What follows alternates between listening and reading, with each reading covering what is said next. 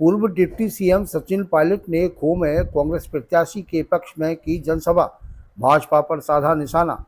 पूर्व deputy CM Sachin Pilot मंगलवार को हेलीकॉप्टर से डी जिले के कस्बा खो पहुंचे, जहां उन्होंने भरतपुर लोकसभा क्षेत्र से कांग्रेस प्रत्याशी संजना जाटव के पक्ष में जनसभा की। जनसभा में पायलट ने कांग्रेस प्रत्याशी के पक्ष में वोट देने की अपील करने के साथ भाजपा पर निशाना साधा। पायलट ने जनसभा को संबोधित करते हुए कहा कि भरतपुर लोकसभा क्षेत्र से कांग्रेस ने युवा और पढ़ी लिखी संजना जाटव को अपना प्रत्याशी बनाया है, जो भाजपा प्रत्याशी के मुकाबले बेहतर है। उन्होंने कहा कि भाजपा ने 10 साल के शासनकाल में बदले की राजनीति की है। इस दौरान भाजपा ने कांग्रेस पार्टी के खाते सीज कर दिए। भाजपा ने चुनावी बॉन्ड से करोड़ों रुपए चंदे के रूप में लिए, चुने हुए मुख्यमंत्रियों को जेल में डाला। अगर भाजपा के खिलाफ कोई बोलता है तो उसके पीछे इनकम टैक्स, सीबीआई, ईडी आदि संवैधानिक संस्थाओं को लगाने का काम किया है। इस दौरान कांग्रेस प्रत्याशी संजना जाटव ने भी रैली झोली फैलाकर अपने लिए वोट मांगे। सभा में मुख्य रूप से कामा से पूर्व विधायक जाहिदा खान, नगर से पूर्व विधायक वाजिब अली व अन्य कांग्रेसी नेता मौजूद रहे। आइए सुनते हैं पूर्व डिप्टी सीएम सचिन पायलट ने क्या कहा। आप सब जानते हो, और भरतपुर में पहले चरण का चुनाव होगा। कांग्रेस पार्टी ने बहुत सोच समझकर एक नौजवान छोटी बहन को मौका दिया है, और मैं देख रहा था बहुत जल्दी बहुत तरीके से ये समझ गई कि फालतू की बात करने का वो मतलब नहीं है। वोट मांगो, झोली फैलाओ, हाथ जोड़ो, राम राम करो। बहुत बढ़िया। और ये विधानसभा का चुनाव लड़ी कठुआ से, और बहुत कम वोटों से हारी है, 400-500 वोटों से रह गई। और मुझे खुशी है कि कांग्रेस पार्टी ने एक नौजवान साफ छवि की जुझारू महिला को दोबारा मौका दिया है, आपके भरोसे पर दिया है कि लोकसभा के चुनाव देश के चुनाव हैं, इस मुल्क की तकदीर को तय करने वाले चुनाव हैं। तो एक एक वोट हम लोगों को सोच समझकर पेटी में डालने हैं। हमारे सामने उम्मीदवारों को देख लो। हमारा उम्मीदवार, हमारी बहन भाजपा से बेहतर है। हमारी पार्टी आप देख लो, 140 साल से देश की सेवा कर रही है, और 10 साल की केंद्र की सरकार की तुलना कर लो और कांग्रेस की सरकार की तुलना कर लो। दोनों पार्टियां, दोनों विचारधारा, उम्मीदवार, हर जगह हम लोग आगे हैं।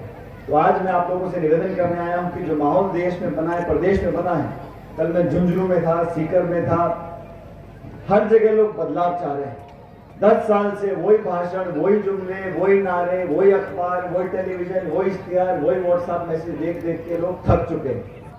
प्रतिशोध की राजनीति हो रही है, बदले की भावना से राजनीति हो रही है, विपक्ष की आवाज को कुचलने का काम किया जा रहा है। कांग्रेस पार्टी के खाते सीज कर रहे हैं, और चुनावी बॉन्ड्स के माध्यम से हजारों करोड़ रुपए भाजपा ने लिए। सुप्रीम कोर्ट ने कहा कि इलेक्टोरल बॉन्ड गैर कानूनी है, उनकी जांच तो हो नहीं रही, और कांग्रेस पार्टी के खाते बंद कर दो, विपक्ष के लोगों को जेल में डाल दो, निर्वाचित मुख्यमंत्रियों को आप जेल में बंद कर दो, पार्टियों के खाते सीज कर दो। कोई आपके विरोध में बात बोले तो इनकम टैक्स को भेज दो, सीबीआई को भेज दो, ईडी को भेज दो। ये कहां की राजनीति है? 400 पार तो राजीव गांधी जी के आए थे, ये तो नारे दे रहे हैं 400 पार के, कोई दम नहीं है। जब 400 पार कांग्रेस पार्टी के प्रधानमंत्री के आए थे, तब उन्होंने इस प्रकार का अहंकार और घमंड नहीं दिखाया था। उन्होंने कभी नहीं कहा कि मैं देश को भाजपा मुक्त बनाना चाहता हूं। इस लोकतंत्र में विपक्ष की आवाज को दबाने का जो काम कर रहे हैं, वो स्वस्थ परंपरा नहीं है। इसलिए ये महत्वपूर्ण नहीं है कि संजना जी सांसद बनती है नहीं बनती। महत्वपूर्ण यह है कि इस देश में बदलाव जरूरी है। इस देश में बदलाव करने के लिए हमारा गठबंधन हुआ है। इंडिया अलायंस के तमाम विपक्ष के नेता हम साथ मिलकर चुनाव लड़ रहे हैं। भारतीय जनता पार्टी ने आज भी क्या बोल रहे हैं?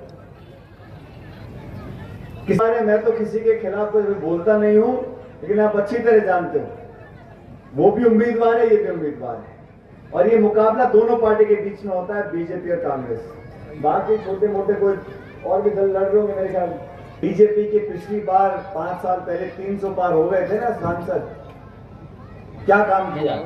3 काले कानून बनाए किसानों के खिलाफ, नोटबंदी कर दी, जीएसटी लागू कर दी, मुख्यमंत्री को जेल में डाल रहे हैं। ये हाल उनके तब है जब 300 पार है, और कभी 400 पार हो गए तो अब कल्पना करो क्या होगा। इसलिए बहुत सोच समझकर हमारे देश में जो संवैधानिक संस्थाएं, उनकी विश्वसनीयता पर जो आक्रमण हो रहा है, उनकी पारदर्शिता पर जो आज प्रश्न चिन्ह लग रहे हैं, वो बहुत चिंता का विषय है। लोकतंत्र का मतलब ये नहीं है कि मैं वोट डालने का अधिकार मिल गया। लोकतंत्र का मतलब होता है कि जवाबदेही होनी चाहिए। 147 सांसदों को एक दिन में आप निलंबित कर दो और पीछे से कानून बनाते रहो, ये कहां का लोकतंत्र है?